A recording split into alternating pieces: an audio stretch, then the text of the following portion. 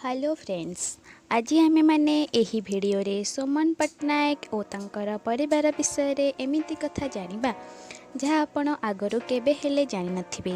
भिडियोटी को देखिबाकू हेले प्रथमे आम चैनल टी को सब्सक्राइब कर दियंतु एवं पाखरे आसुथिबा बेल आइकन टी को दबाई दियंतु जहाँ द्वारा ओलीवुड रे टिकिनिकी खबर आपण माने प्रथमे पाई परिबे। ताहले फ्रेंड्स, आपण सुमन पट्टनायक को भल भाव जानिथिबे जी 2018 मसीह रज क्वीन विनर होइथिले।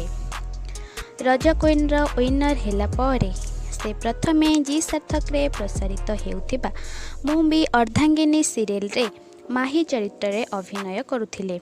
आउ तांकर जबरदस्त एक्टिंग द्वारा से दर्शक मानक मनरे एक अलग प्रकार स्थान बनै पारिथिले। एहा द्वारा से सुभद्रा सीरियल रे तांकर जबरदस्त एक्टिंग देखाई पारिथिले। से तांकर अभिनयर जादुरे लोक मानंको बांधी रखी पारिथिले। से वर्तमान तारिणी आखिरे तारारे अभिनय करुछंती, जेउथिरे कि से तारिणी चरित्र रे अभिनय करुछंती।